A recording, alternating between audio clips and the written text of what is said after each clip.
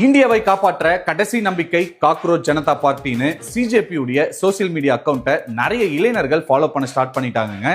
Start பண்ண ஒரு short டைம்லயே இவ்வளோ லட்சம் பேர் இவ்வளோ கோடி பேர் ஃபாலோ பண்றாங்களேன்னு ஒரு ஃபேக்ட் செக் பண்ணலான்னு போனா ஒரு பயங்கரமான ஷாக்கிங்க.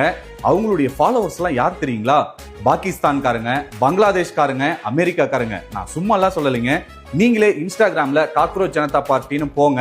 அவங்களுடைய ஃபாலோவர்ஸ்ல சர்ச் ஆப்ஷன் இருக்கும். அதுல பாகிஸ்தான் அப்படின்னு டைப் பண்ணீங்க அப்படின்னா பல லட்சம் பேர் வருவாங்க. பங்களாதேஷ் டைப் பண்ணீங்க அப்படின்னா பல லட்சம் பேர் வருவாங்க. அமெரிக்கான்னு டைப் பண்ணீங்கன்னா பல லட்சம் பேர் வருவாங்க. சோ அதனுடைய ஃபாலோவர்ஸ் எல்லாம் மேக்சிமம் மெம்பர்ஸ் இந்தியாவுடைய இளைஞர்கள் கிடையாதுங்க. இந்தியாவை தாண்டி வெளியில குறிப்பா பாகிஸ்தான், பங்களாதேஷ்காரங்க தான் அதிகப்படியா இருக்காங்க. காக்ரோச் ஜனதா பார்ட்டியுடைய ஃபாலோவர்ஸ் தான் ஃபாரினர்ஸ்னு பார்த்தா காக்ரோச் ஜனதா பார்ட்டிக்கு இத்தனை லட்சம் பேர், இத்தனை கோடி பேர் ஃபாலோவர்ஸ் வந்துட்டாங்கன்னு இந்த பேஜுக்கு பயங்கரமா ஐப் ஏத்துனாங்க இல்லைங்களா? இந்த காங்கிரஸ்காரங்க, திரிணாமுல் காங்கிரஸ்காரங்க, ஆம் ஆத்மி பார்ட்டிக்காரங்க, இவங்கெல்லாம் எங்கடா இருக்காங்கன்னு பார்த்தா ஜெர்மனி, ஆஸ்திரேலியா, அமெரிக்கான்னு இவங்களும் வெளிநாட்டுல தாங்க இருக்கிறாங்க. சரி, போய் தொலைட்டோம். இந்த பேஜ் இருக்கு இல்லைங்களா, இது எந்திரா பேஸ்டுன்னு பார்த்தா அமெரிக்கா பேஸ்ட் அக்கௌண்ட் தாங்க இந்த காக்ரோச் ஜனதா பார்ட்டி அக்கௌண்ட்டும் ஃபாரின். அது ஐபேத்தனவங்களும் ஃபாரினர்ஸ், ஃபாலோவர்ஸும் ஃபாரினர்ஸுங்க.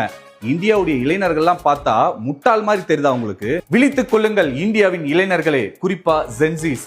அதாவது நேபாள்ல, பங்களாதேஷ்ல ஒரு கலவரத்தை உருவாக்குன மாதிரி இந்தியா நிலையா இருக்கிறாங்க, ஸ்டேபிளா இருக்கிறாங்க அப்படின்றத பிடிக்காத ஆன்டி இந்தியன்ஸ் உருவாக்கப்பட்ட ஒரு விஷயம், உருவாக்கப்பட்ட ஒரு ப்ராபகண்டா தாங்க இந்த காக்ரோச் ஜனதா பார்ட்டி. தயவு செய்து ஒரு விஷயம் புதுசா பிறக்குது அப்படின்னா போய் ஃபேக்ட் செக் பண்ணுங்க. இப்போ இந்த காக்ரோச் ஜனதா பார்ட்டியினுடைய ஃபவுண்டர் இருக்கார் இல்லைங்களா, இவர் ஆம் ஆத்மி பார்ட்டியை சார்ந்தவர். அது மட்டும் இல்லாம 2019 காஷ்மீர்ல ஒரு கலவரத்தை தூண்டி இருக்கிறாரு, பொய்யான செய்தியை பரப்பி இருக்கிறாரு, பிரிவினையை உண்டாக்கும் விஷயத்தை செஞ்சிருக்கிறாருன்னு சொல்லிட்டு இவர் மேல போலீஸ் கம்ப்ளைண்ட்டும் இருக்கு.